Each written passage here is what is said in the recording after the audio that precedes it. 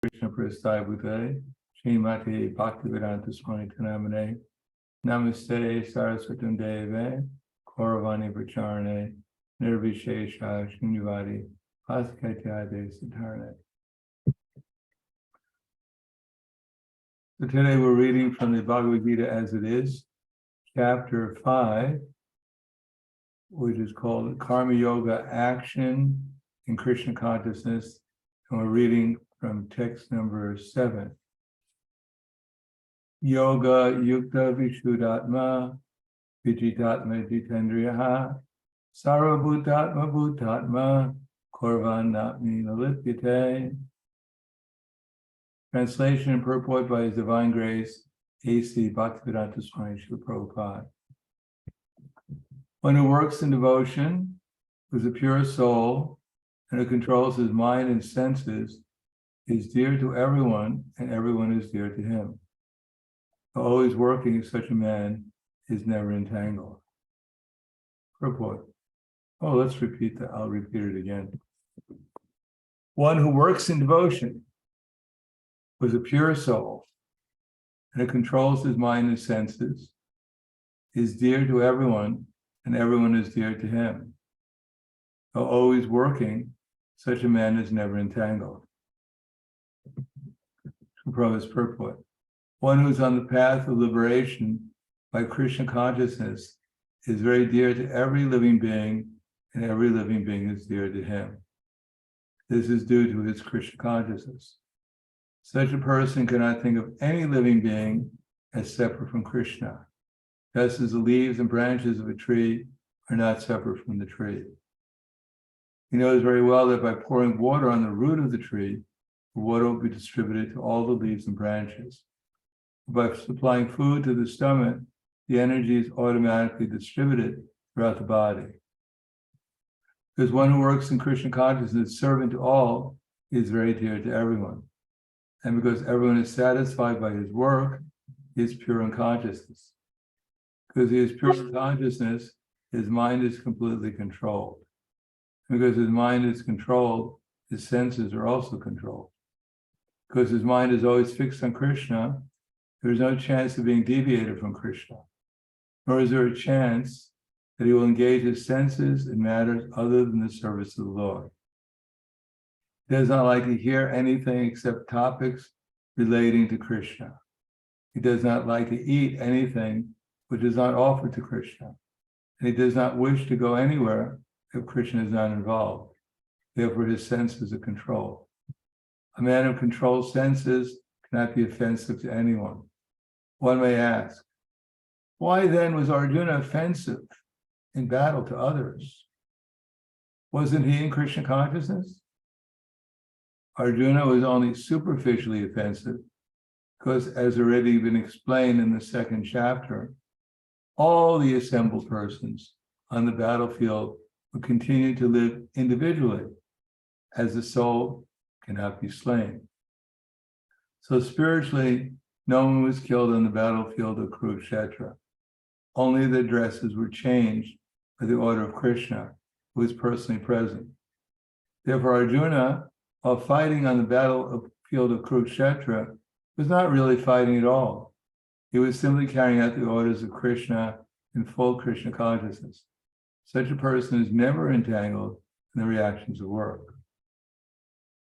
So the text again. Yoga Yukta Vishuddhatma Vijitatma Jitendriya Sarva Bhutatma Bhutatma Korvanatmi Lipyate. One who works in devotion is a pure soul, who controls his mind and senses. He is dear to everyone, and everyone is dear to him. Always working, such a man is never entangled. Prabhupada begins the purport by saying, one who is on the path of liberation by Krishna consciousness is dear to every living being, and every living being is dear to him. This is due to his Krishna consciousness. In the material world, we have a material conception. That's what material life means, to have some conception other than reality, pure reality. Of course, according to Bhagavad Gita, Sattva Nurupa Sarvasha, Shraddha Bhavati Bharata, Shadoma Yoyam Purusho, Yoyat Shraddha Devataha. That according to the modes of material nature that one is situated, one has a particular kind of faith. In other words, as we cannot move or perceive without the help of our present both knowledge acquiring and senses of emotion, so we're dependent upon these senses in order to see, to hear, to taste, to smell, to move about, etc. Now, as long as we're covered by the illusory energy, as Krishna says, Dumena Vriyate Vanir, Yatar Darshno Malena Cha, Yatolbai Navrita Karavas, Tate Nadam Avritam. That as the fire is covered by smoke, as the embryo is covered by the womb, or the mirror is covered by dust, so similarly the living entities are covered by different degrees of lust. So lust is not a very popular term. We can call it romance or love or whatever else you want to call it. But ultimately comes down to some force which has two aspects. Avaratnika Shakti, that is the covering potency of material nature, that gives us a certain conception of life. Now, if we want to know what my conception of life, we just have to ask, who do I think I am? Do I think I'm this body? Or do I think I'm this mind? Do I think I'm my conceptions of life? What do I think I am? Do I think I'm a man or a woman? Or am I young? Am I old? Am I intelligent? Am I foolish? Am I happy? Am I sad? These are all designations pertaining to the body or the subtle mind. But because we identify with them, therefore we think we are these things. Now, according to those conceptions, we have different ideas. As Krishna says in Bhagavad Gita, one idea is that Jnana Vijnana Triptatma Kutastha Vijitendriya Yukti Te Yogi Samalostras Makangshana. The person is said to be situated in transcendence and is called yogi when is fully satisfied by virtue of acquired knowledge and realization. Such a person sees everything, whether it be pebbles, gold, or a stone, or gold. Pebbles, stones, or gold is the same. Now, generally speaking, if someone gave us some mud, which is the word for lostra, as a birthday present, we might become a little disturbed. We would probably expect something more. If your lover or husband or best friend gave you a big box and you thought, wow, what a nice birthday present. Let me open it up and see what's in. And you open up and you find very, very bad smelling mud. You think this must be a mistake. This is not exactly, this is the relationship I have with this person. This is what he gives me for my birthday. This is my dearest friend, or my husband, or my wife. Now, if you open the box and you find 5 kilos of gold, you might think this person appreciates me. I wonder where you got this gold from, though.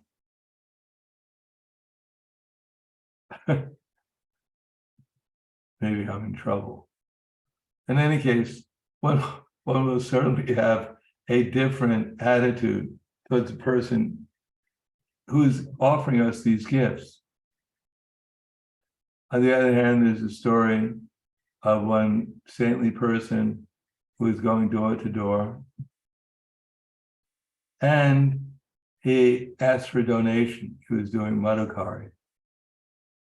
He came to a very wealthy man's house, very opulent house, but the man was very much a miser and did not appreciate saintly persons. So he told his wife to go get him a handful of ashes. So his wife went to the fireplace, got a handful of ashes, and handed it to the saintly person as a donation. So the saintly person was quite ecstatic that he had gotten a handful of ashes and said, now your devotional service has begun by giving some charity, even if it was only a handful of ashes. So a saintly person who goes door to door, who is in Krishna consciousness, does so only for the sake of the householder, not for his personal benefit. And therefore, when he receives such an offering, he's happy that at least this man gave him something. The worst thing, for instance, when I was distributing books in an airport, is when people walk by. I was doing the international airport during the Prabhupada Marathon one year in California. And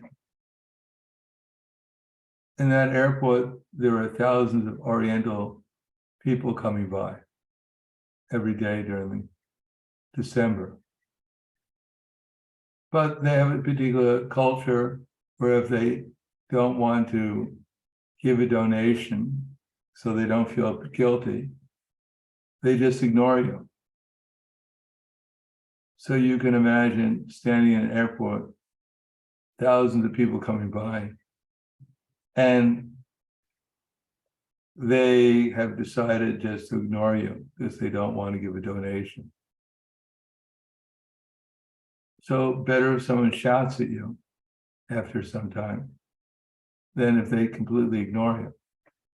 Similarly, if someone gives some donation, even if it's not very significant, it's better than nothing at all, at least for their benefit. Otherwise, if one ignores Krishna completely, then it's not very good. So, according to our conception, we see gain and loss differently. If one is in the material concept of life, one thinks one is gaining, or one thinks that one is losing.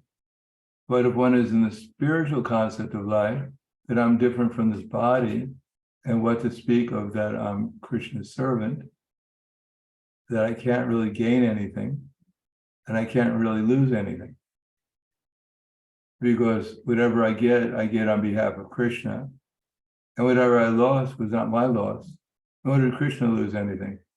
Because wherever that object went, Krishna still has it, because he's everywhere, and he owns everything.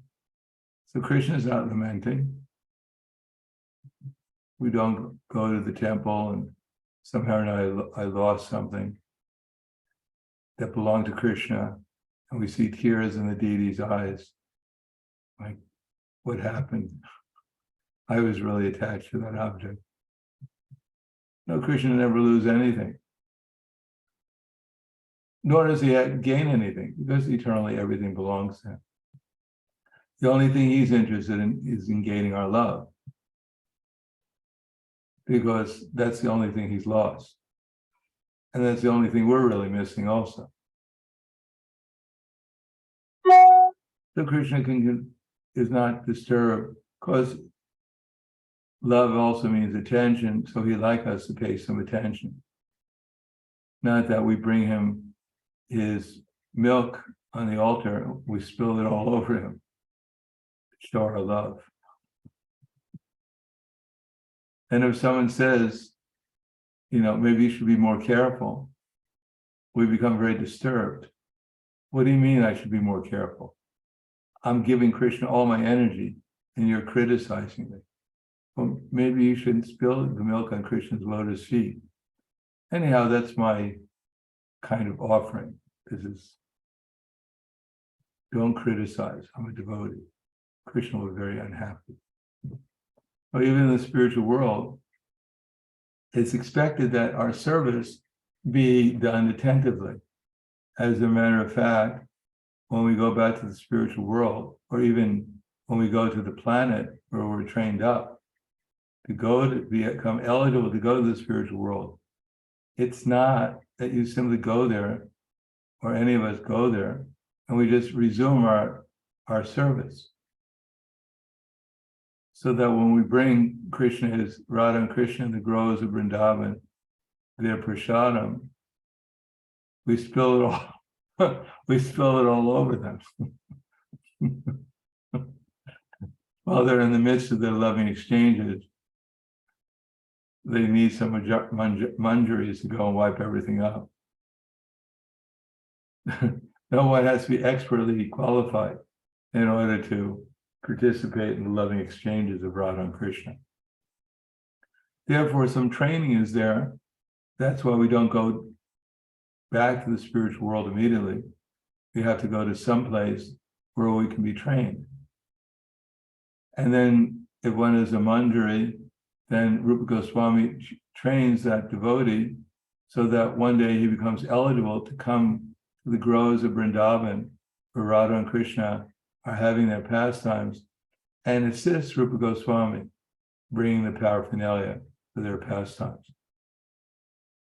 And if the divine couple, they see the devotee assisting Rupa Goswami, out of their mercy, they may inquire from Rupa Goswami who that new devotee is. But training has to be there. So, but in the material world, that's what we're interested, generally speaking, of what we're thinking we're gaining and what we think we're losing. But actually, the only thing we can really gain here is our ability to serve Radha and Krishna in their service. Now, if we're unattached to loss and gain, as Krishna says in the 18th chapter of Bhagavad Gita, Brahma Buddha Prasanatma Nishoshiti Nakangshati Samak Sarveshu Bhuteshu Madbhaktim Lavate Param. That when we're not absorbed in what we gained today or what we lost, we're not spending our time thinking about what we lack and lamenting about what we lost, then the result is that we can see everyone more equally. That in the material world, friends and enemies are judged by what they give us or what they take away. If someone gives us something we want, they're our friend. And if someone takes something away from us, they become our enemy. If someone praises us, they become our bosom friend. If someone criticizes us, they become our enemy number one on our list. But as Dhruva Maharaj's mother, Suniti, Dhruva Maharaj, he was quite disturbed. After all, he was the son of King Uttamapada. King Uttamapada was the son of Swayambhuva Manu, who was ruling over the earth. Not this little tiny place we call the earth, where we have these little tiny continents. He was ruling over the entire Bhumandala, which is literally thousands of times greater, if not millions of times greater than this little place we call the earth. And Dhruva Maharaj was his son by his first wife, Suniti. Now we know Suruchi was envious of Dhruva Maharaj because she wanted her son, Bharata, to become the king. Not just a little kingdom, but a huge kingdom. Now Dhruva Maharaj, he was a little attached because he was only 5 years old. I guess he didn't read the Bhagavad Gita or anything like that at that time. So he didn't have a lot of transcendental knowledge. didn't chant Hare Krishna. So he was quite disturbed when he tried to get on the lap of his father, but Suruchi, his stepmother, forbade him. And his father did not allow Dhruva Maharaj, being subordinate or subdued or henpecked, you could say, or too much influenced by his second wife, Suruchi. So Dhruva Maharaj left in great anger. Now, it wasn't a good idea to get Dhruva Maharaj angry, but no one really knew what the effect of getting Dhruva Maharaj angry was. In any case, he went to his mother, greatly disturbed, and told his mother that my father would not allow me to sit on his lap because my stepmother, Suruchi, forbade it. So Suniti said, that's all right. Still, you should not hold your stepmother or your father. You should not think bad of them, because that would be very bad for you. To think bad about someone,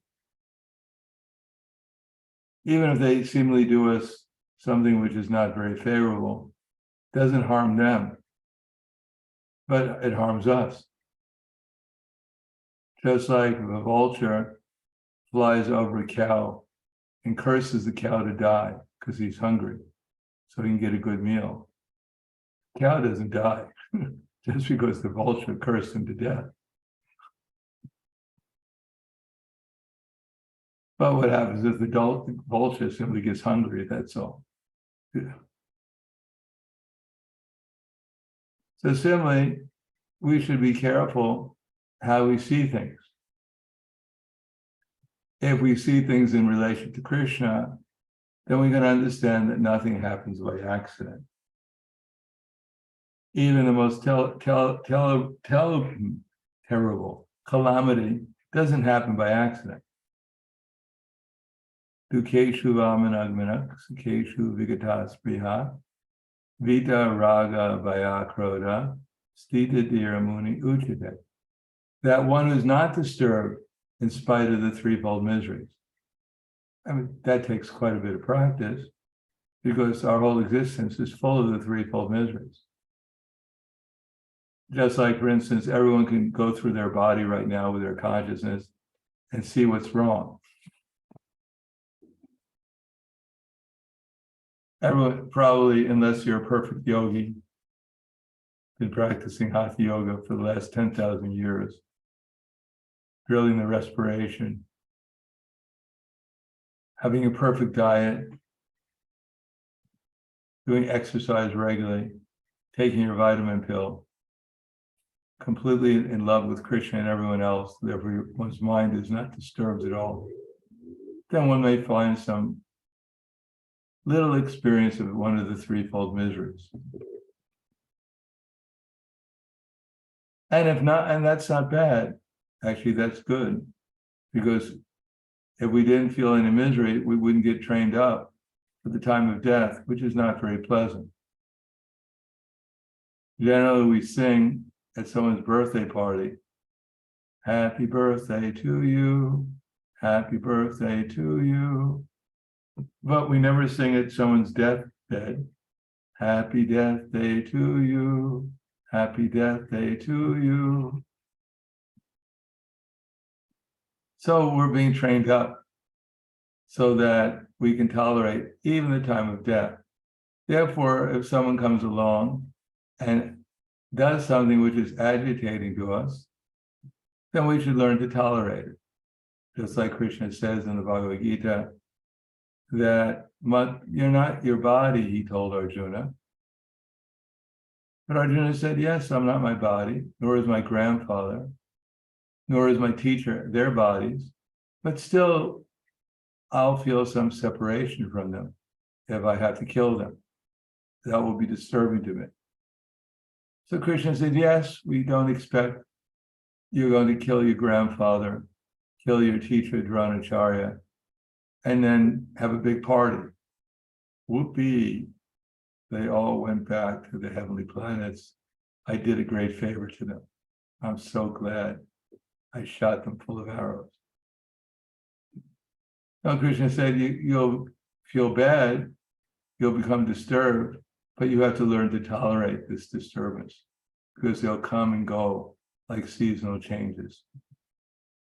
You'll be able to tolerate if you understand things from a higher platform. As it says in the purport here, that Arjuna actually didn't kill anyone because no one can be killed. We're eternal.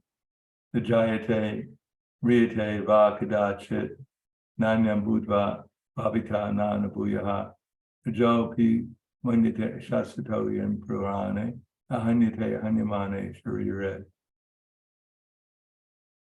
Najayate, Mriyate, Va Kadachit. For the soul is neither birth nor death, nor having been once been, does he ever cease to be. He is unborn, everlasting, unchangeable. He is not slain when the body is slain.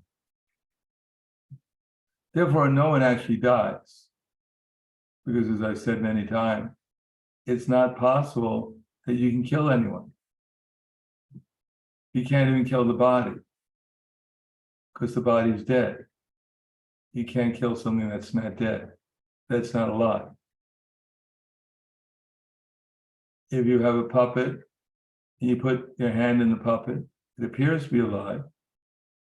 And when you take your hand out of the puppet falls to the table or to the ground, and everyone becomes very disturbed, thinking the puppet has died.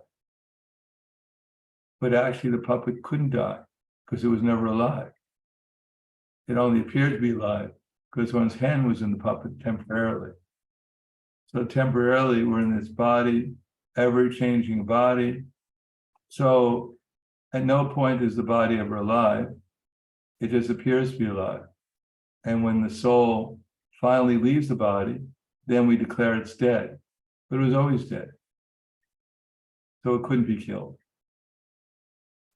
Similarly, the soul, which is eternal, only superficially seems to have died because the body, we left the body, but actually the soul just gets into another body, either spiritual body, manifested spiritual body, or it takes another material body. Therefore, one should not be disturbed. That doesn't mean that we go around killing people. And when people complain, why are you killing everyone? Don't be disturbed. I didn't kill anyone. Their body appeared. I appeared that I killed their body, but their body was already dead. So I couldn't kill it. So don't tell me I'm killing anyone. And the soul simply went into another body. But that body, although it's not alive, has a purpose. Just like a car. We're not the car. But still the car has a purpose. If we use the car to drive to the temple, then it's a very valuable car because it assists us in our service to Krishna. So someone comes along and takes an axe and smashes our car. And then we complain, why are you smashing my car? And they say, well, actually, why are you complaining? I'm not smashing you. This is due to your aham car, thinking I am the car that you're complaining. But we're not the car. We're actually the soul. But still, they're destroying some property that we have that's utilized in Krishna's service. And therefore, that's considered illegal, sinful. So the fact that killing the body doesn't kill the soul is not an excuse or justifies the unauthorized killing of any living entity. Now, Arjuna was engaged completely in Krishna's service, and therefore his killing of the soldiers on the battlefield of Kurukshetra actually elevated them to a higher platform because he was working strictly under Krishna's direction. As a matter of fact, Krishna told Arjuna, Tasmaju Tishta Yasho Labasva, Kidva Shatrum Bhuksva Rajan Sramidam, Nimitam Purvamevam Nimitra Matram Bhavasavasachin. Let's get up and prepare to fight. After conquering your enemies, you'll enjoy a flourishing kingdom. They're already put to death by my arrangement, but you are Savasachi, but an instrument in the fight. So Arjuna appeared to be fighting, but actually he was just Krishna's instrument. And therefore, whatever was actually happening was happening according to Krishna's desire when Arjuna was fighting. Therefore, everyone who had the good fortune of being killed by Arjuna was elevated to either a higher planet, or they went back to join Krishna in his pastimes. So similarly, if we become the servant of Krishna, then we can engage more and more people in Krishna's service. Just like the 6 Goswamis. It is said, Krishna Kirtana Ganana Nataro Premamritam Vonidi Dira Dira Janatriyo Nikaro Nimatsaro Pujito. The 6 Goswamis, they were engaged in dancing and chanting. They at one time were big Zamadaras, sons of a Zamadara, big landholder, big governmental officials. But when they became devotees of Chaitanya Mahaprabhu, their main service, besides writing books, was Krishna Kirtan. And they invited everyone to the Krishna Kirtan. Dira, Dira, Janapriyo, Nimatsara. Because they weren't envious of anyone, they knew that ultimately anyone who engages in Krishna Kirtan, Krishna service, will be benefited. And therefore they were engaging all kinds of Dira, sober-minded people, and Adira, rascals, ruffians, Jagai and Madhai. Lord Nityananda didn't say to Jagai, how many principles are you following? He said, none. How many principles do you want to follow? None. What happens if I take this rock and I hit you with it? What are you going to say? Chant Hare Krishna. So that's what Lord Nityananda did. He chose the worst possible pair of hooligans, ruffians he could, because he knew that if they become devotees, then everyone else is going to think, if they can become devotees, why can't I become a devotee? They were so sinful that Gupta,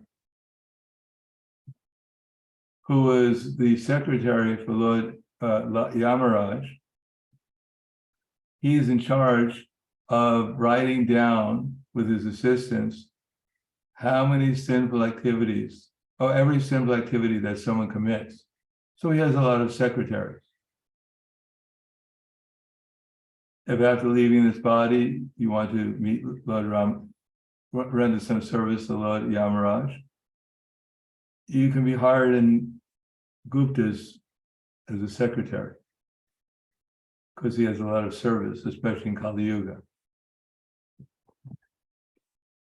So Gupta and his secretaries, day and night, they were writing down the sinful activities performed by Jagai and Madhai. And when they got done with the writing, when they filled up the pages, then they took the scrolls and they threw them into bottomless pits.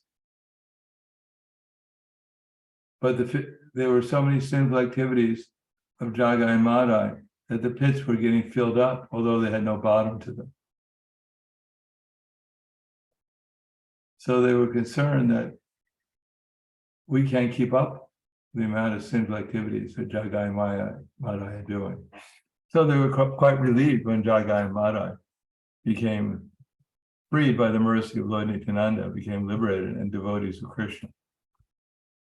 So the idea is of Jagai and Madai, who are typical representatives of the materialistic personalities in Kali Yuga, if they can be delivered, then we should understand that if we take shelter of Lord Nityananda and his representatives, then we can also be delivered in as much as we become sincere. So similarly, we should see all living entities as Krishna's eternal servants and try to avoid the attachment for anger and hate, attachment and aversion when dealing with them. Now, these things will arise within our mind. It's not that after we hear this class, when we walk out in the street, you see everyone with 4 arms. It's Krishna's eternal servant.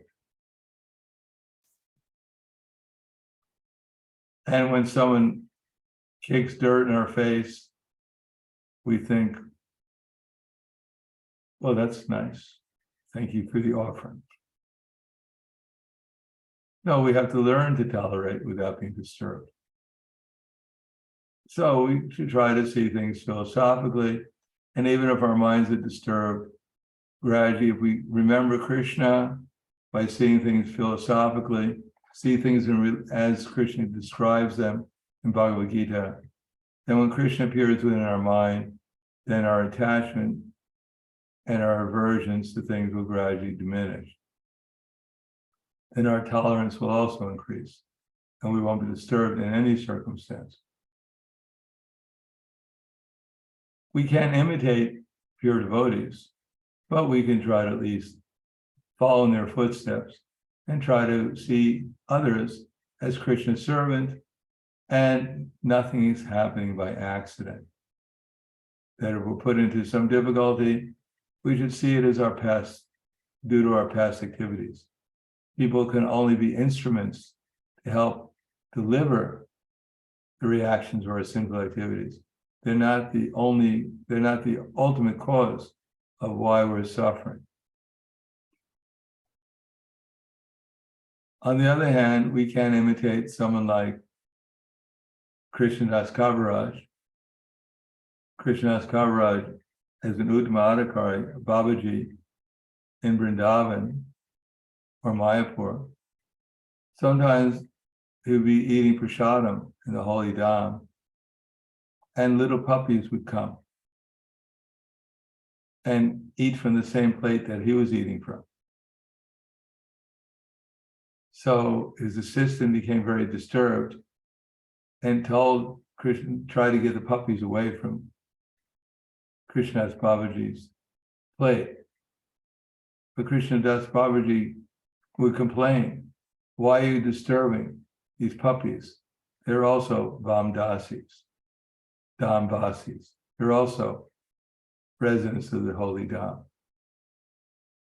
Or when sometimes children would throw rocks at Krishnadas Babaji when he was engaged in meditation, and his servants would become disturbed, he said, why are you disturbing them? They're Krishna's cowherd boys. Just leave them alone. They're just playing. Now we can't imitate that.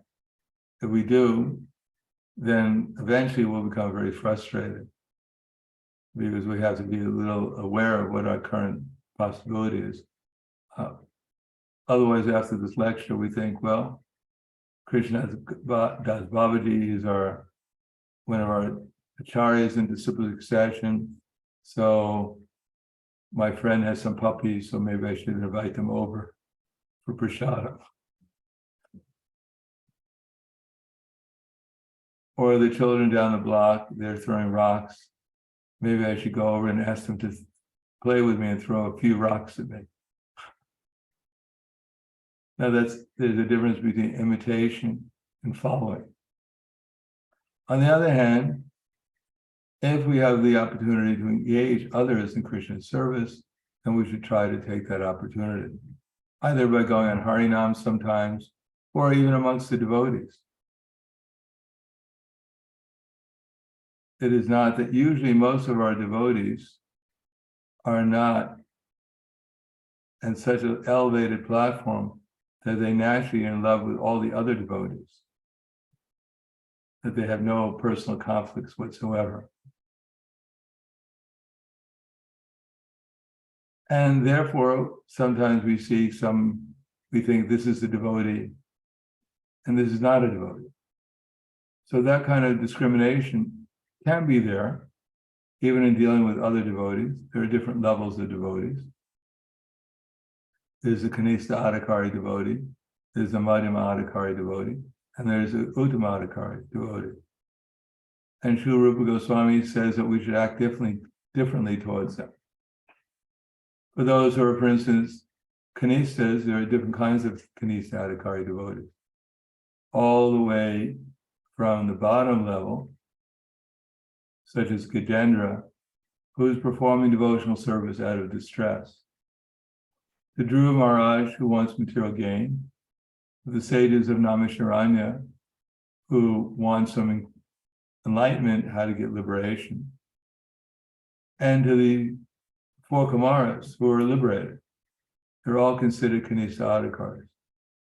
And even lower than them are the Sahajis, for instance, who chant Hare Krishna, but don't follow the principles of devotional service very strictly. So all of them are considered to be Kanista Adhikaris. And the minimum relationship we have with them should be to respect them within our mind. But for those who will get into a conflict with, or who will agitate our minds, if we don't agitate their minds, then we should respect them within the mind, but not associate with them very closely. As Prabhupada once said, if you kill a skunk, then your hand will smell bad. So even though we may think it's our duty to correct someone, still we may run the danger of having a hand that is not very attractive.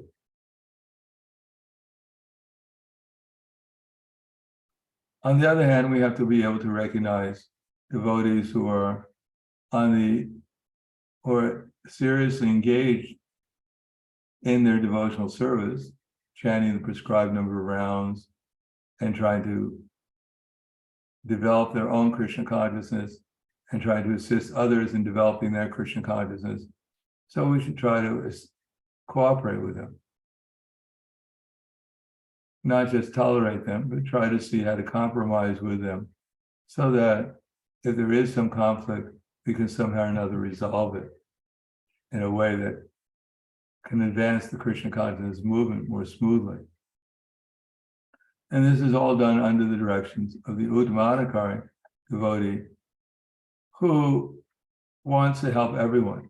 As Chaitanya Mahaprabhu said, Yari Deka Tari Kaha Krishna Upadesh Amara Aga Guruhana Tari Desh. Whoever we meet, we only really have one responsibility towards that person. We may act with them differently to fulfill that responsibility. Certainly we should deal with our husband or our wife or our children differently than we deal with the tiger in the zoo. Although sometimes we may think there's some similarities. But we still have to deal with them appropriately. Or I should say husband also. But at the same time, we should have a sense of Krishna consciousness, that even the tiger in the zoo is not just the tiger, there's actually a soul in the body of the tiger. And therefore, if it's permissible or we can get away with it, we can throw him a little prasadam. But not try to imitate, two tigers are fighting with each other and we try to mediate between them. But dear tigers, the reason why you're fighting with each other is because you don't understand the basic principles of Krishna consciousness. So let me explain to you. You're not that tiger body, you're actually a spiritual being. And therefore you should be friends with each other and cooperate. You should chant Hare Krishna together. No, we should not. We should act appropriately to the tiger as we should to our family to help them become Krishna conscious. That way, if we act under the directions of the Uttama devotee and see things properly and try to engage others appropriately in Krishna service, then the Uttama devotee who's actually in touch with Krishna can actually help us do our activities in such a way as to give the maximum benefit possible to those who are serving. We're always serving, or are servants, or always servants. We can help with these servants, but how good a servant in Krishna's service will be depends upon how much we've understood the instructions, how much we're in touch with the pure devotees in disciplines succession. Now here it says in this particular verse that everyone is dear to, it says, because one who works in Krishna consciousness, servant to all, is very dear to everyone. Now, it may be that we do some activity or some service and people are disturbed by our service. Now, we might not conclude that something is wrong here. I'm serving Krishna, they're not pleased by my service, they must be wrong because I'm a great devotee. Everyone should be pleased by my service. That's what it said here in the verse. Now, there may be different reasons why they're not pleased. For instance, if we were Prahlad Maharaj, trying to do some service, and Hiranyakashipu was not very pleased by Prahlad Maharaj's service. When Prahlad Maharaj said, Tat sadhu manye surya dev, Tat sadhu manye surya varya dehinam, Sadasami vigna yama sakrahat, Itmatva tam griham andukupam, Kuto vanam yad dharim ashviyeta. Prahlad Maharaj told his dear father, my dear demon. He didn't call his father just a demon, he said, the biggest demon, my dear, biggest demon of everyone. In other words, he said, my dear father, you're a big demon. Now imagine if you went home and your parents said, why are you chanting Hare Krishna? You said, I'll explain, my dear demon. Probably our mothers would start crying. What did you say? What did you call me? I would call you the biggest demon, but I know you're not the biggest demon. You're just an ordinary demon.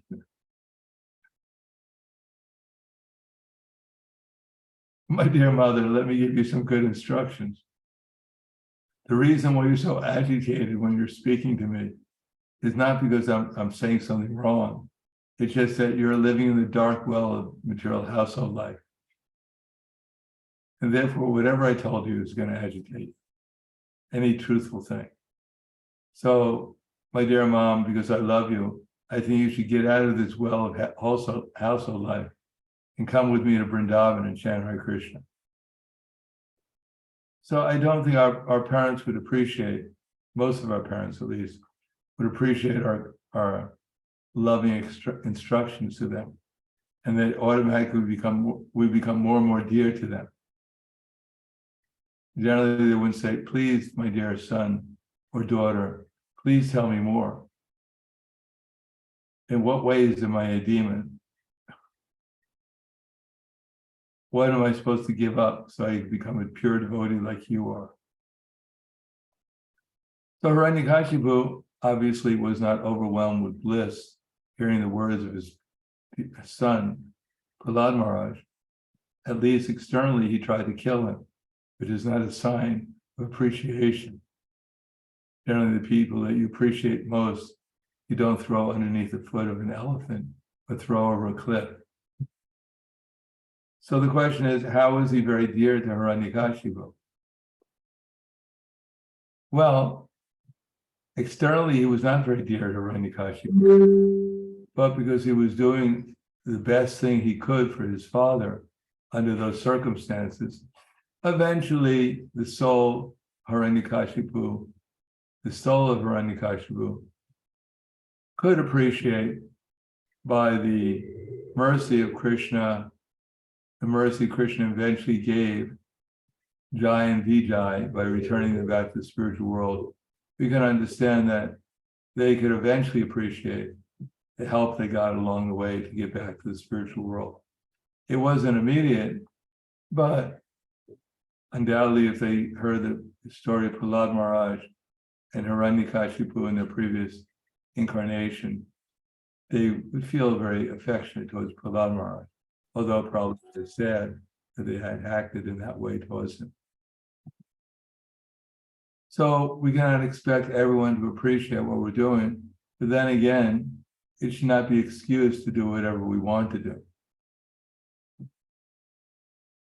That, my dear devotee, the primary quality of speech is truthfulness, and therefore let me reveal my mind to you. I think you're a nonsense. You're the lowest of all the devotees. Anyone who looks at you will acquires more sinful activities. In other words, I'm being truthful to you. You're disgusting. I can't even look at your face. Just trying to be truthful, bro. Trying to give you some good advice. And they become angry. They say, yes, it's expected. Although I should be very dear to you for telling you the truth, because you're on the same level as Hiranyakashipu. Obviously, that's why you're becoming angry. We cannot utilize the idea that I'm doing everything on behalf of Krishna, and therefore whatever I do must be dear to, is helping everyone become dear to me. We have to be a little bit more conscious that, generally speaking, most sane people who are not on the level of Hiranyakashipu will be somewhat pleased by the devotee's activities. Therefore, for a Madhyama Adhikari devotee acting on the spiritual platform, at least trying to, there has to be some discrimination of who we perform our devotional service with. For Krishna, we can give our love freely to Krishna, because according to the rules and regulations given to us by our acharyas. Even with Krishna, we don't act spontaneously at the beginning. We act according to the rules and regulations to show our love to him. And for the devotees, there's a spirit of cooperation. We try to see the devotees according to their level of advancement and serve them accordingly, with the minimum respecting them within our mind, and ultimately doing everything on behalf as a service to the topmost devotees under their guidance and instructions and example. And for the innocent people, then we try to pray to Krishna for the intelligence, how we can assist them. Innocent means also innocent devotees, how we can assist them in their development of Krishna consciousness. It may not always be so obvious. It requires intelligence coming from the super soul based upon our sincere desire. It's like Srila Prabhupada, sometimes in his morning walks, he would pass by and they'd say, good morning. And Prabhupada would say back to them, good morning. So the devotees were surprised. Why didn't Prabhupada say Hare Krishna to them? So Prabhupada said, if I said Hare Krishna, they think it was a little strange. But if I say good morning, they think I'm completely normal, and they get some devotional credit by having a friendly relationship with a devotee. On the other hand, sometimes Prabhupada would say things which are rather interesting. For instance, one time he was walking with his sannyas disciples who were holding sticks, their dandas. And when one man came up and said, hey, why are those men carrying sticks? And Prabhupada looked at him and said, to beat dogs.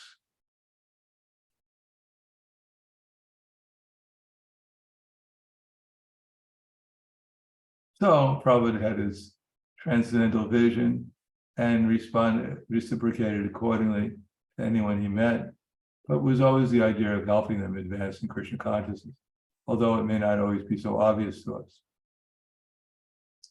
And for those who are against Krishna, those who are envious of Krishna, then we try to avoid them, because we may not be so expert that we may agitate them unnecessarily.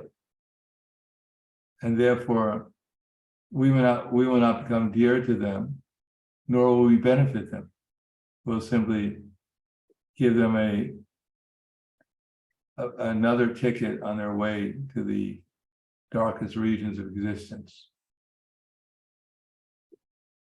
Another notation in Gupta's diary of their sinful activities.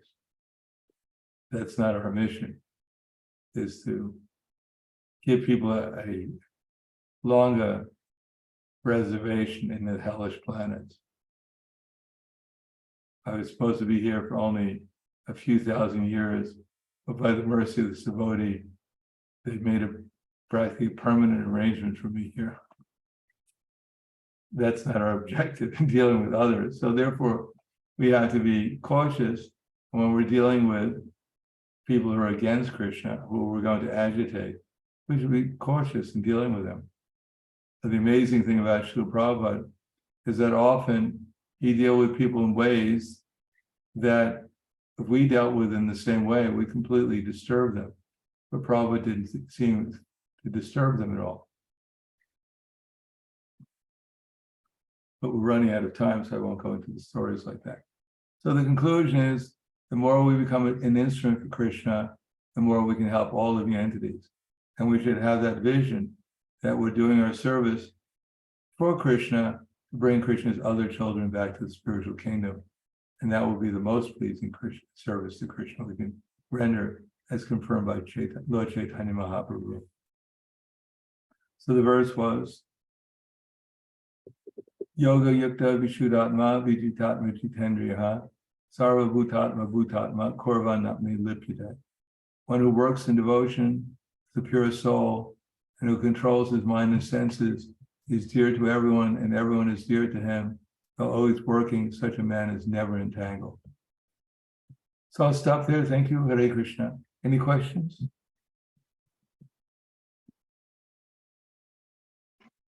I have a question, but I don't know if I would like to ask a question about what you said about avoiding people and things like that. Like,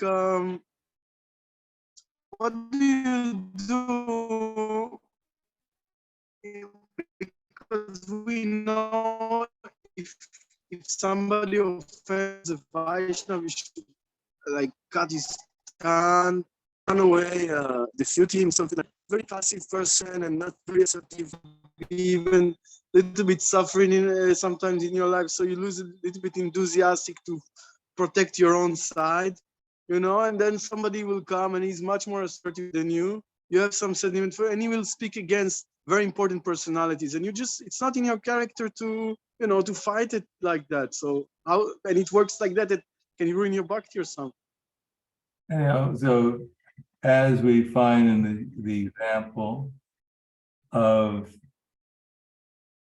the Rajasuya sacrifice, when Shishupal stood up and started to criticize Krishna, then those who were capable, they stood up to fight against Shishupal.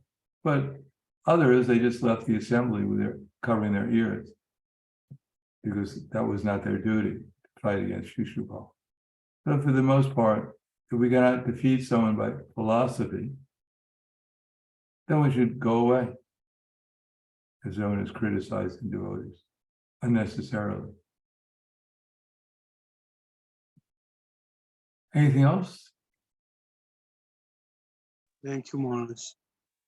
Thank you very much. Grantaraj, Srimad Bhagavad Gita ki jai. Srila Prabhupada ki jai. Gaur Premanande Haribol. Hare Krishna, Maharaj. Hare Thank you. Hare Krishna. Thank you. Krishna. Thank you so much.